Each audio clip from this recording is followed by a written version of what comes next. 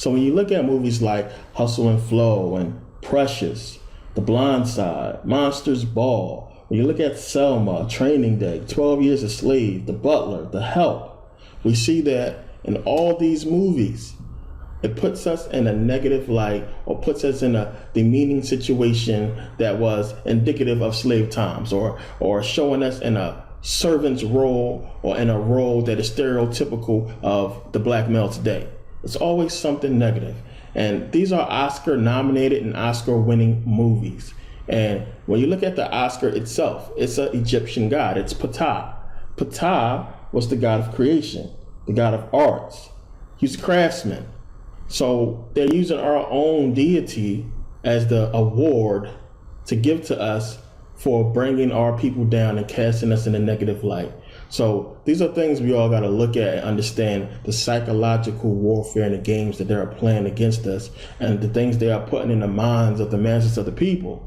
So movies like The Blind Side, who a lot of people say, that was a warm, touching movie. That was a good movie.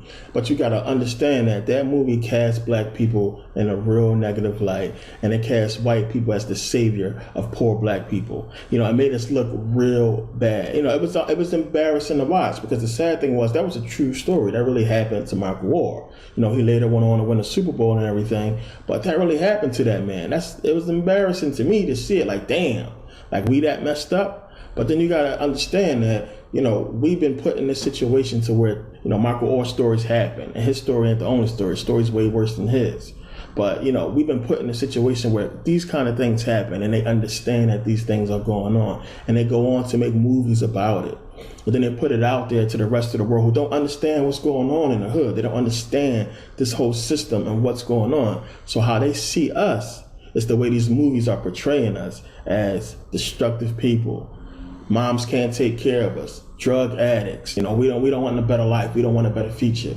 So this is how we are portrayed. So, Sandra Bullock won an Oscar for that movie. But when these movies get nominated for an Oscar, then everybody say, oh, I got to go see that movie now. I just got nominated for an Oscar. I got to go check it out. It's probably good. So then you got more people watching it.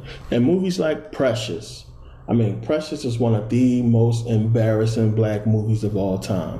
It really destroyed the image of the black woman. It was a dagger. It's a black eye to the image of black women when that movie came out. And then it won an Oscar. Monique won the Oscar in that movie for playing that unbelievable role of Precious' mother. Come on. Y'all seen the movie. Y'all seen how bad that was. So imagine how it must make us look to these white people who don't understand what's going on, who don't get it. It just destroys our image. So now, it's an Oscar-winning movie, so it's put out there. It's blew up even more, now that it won an Oscar. But these are the kind of things that is going on within the movie industry. And we got to realize that it is a weapon that is being used against us. Movies are very powerful. Come on, think about it. What is our claim to fame? All we are their entertainment, just like we used to be. We're entertainers. We play basketball. Ooh, we play football. Some of us might play baseball. Or we rapping and singing. That's it. It's entertainment. You're an actor. You're acting. Entertainment for them. What are we doing on a real power economic structure? Nothing. Nothing. We don't have a voice. We have no power. So they can walk right over us because we don't even sit nowhere where we can make a difference. They have all the seats. They have all the power. We are just slaves. Still to this day, slaves. So when we sit up here and we say that we want things to change, but nobody's doing anything to change anything. Everybody's staying the same. When we sit up here and we put on our hoodies and we wear our shirts that say, I can't breathe, and we do all this and that. Meanwhile, we go post a video of two black people fighting. We go post a video of something negative portraying black people in a ignorant, stereotypical role. This is what we're doing. And then we see white people following us. And it's another thing I don't understand, see, because black people believe that just because white people doing it, it somehow makes it good because white people doing it too. Because white people rapping, it's okay. Because white people twerking, it's okay. Well, they doing it too. Well, they are in power. This is the setup. So because we marching and white people marching with us, that's the okie doke. Y'all falling for that. Y'all falling for the okie doke. Yeah, they want y'all to march because nothing's going to change. It's going to shut y'all right up. They want y'all to march. They want y'all to get upset so they can bash y'all heads in and in some cases kill y'all.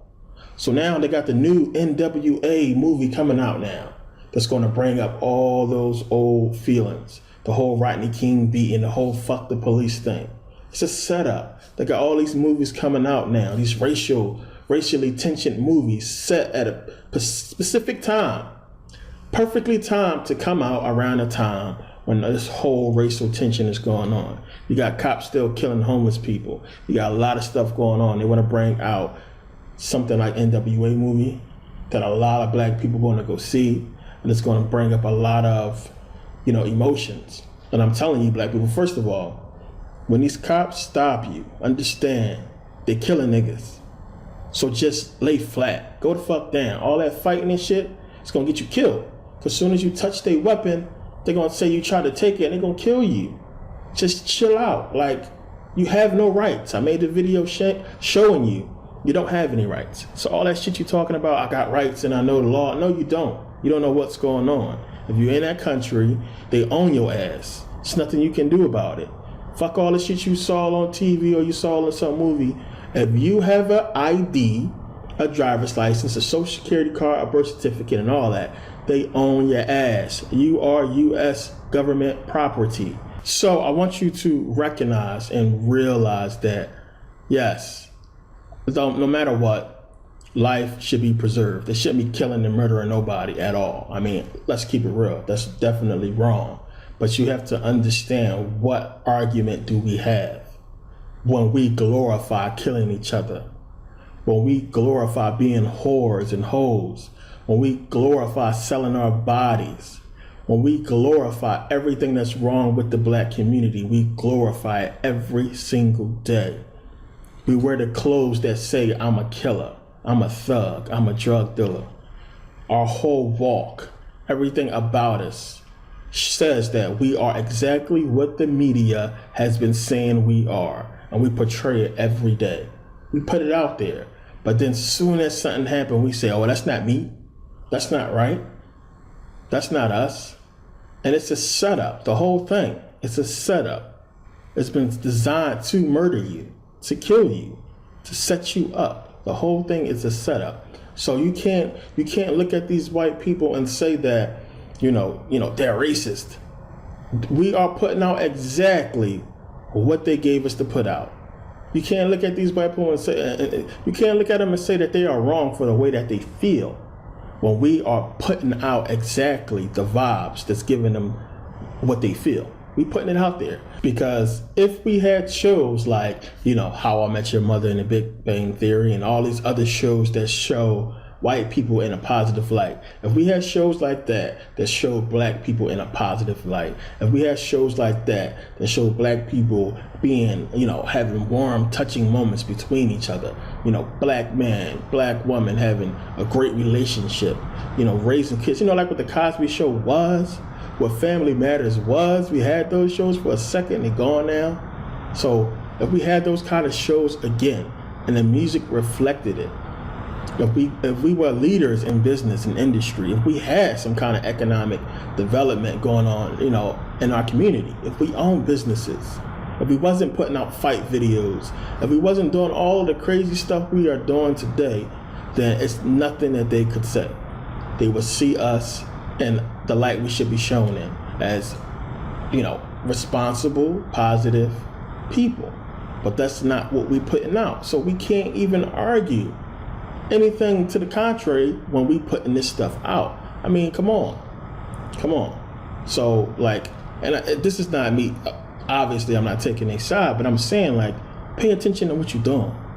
Pay attention to what you're putting out, because you get back what you put out. It's just that simple. So you putting out videos of these kids doing all these things and fighting and all this and that, and then what happens? Your kid come home from school suspended because he got into a fight.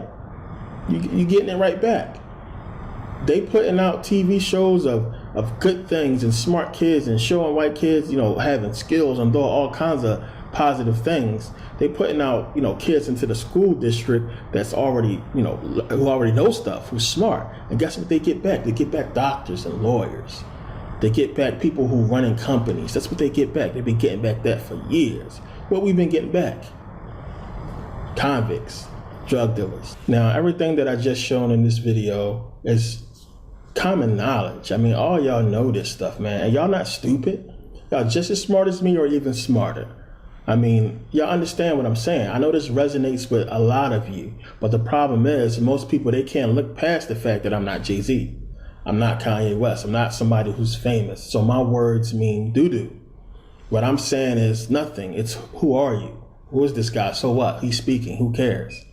So to the people who actually take the time to watch my videos, thank you. I see every time somebody shares my video. Just another thing I want to say. And thank y'all. I've been watching it be popping up like, such and such shared my video. I'll be like, wow, these people really sharing it.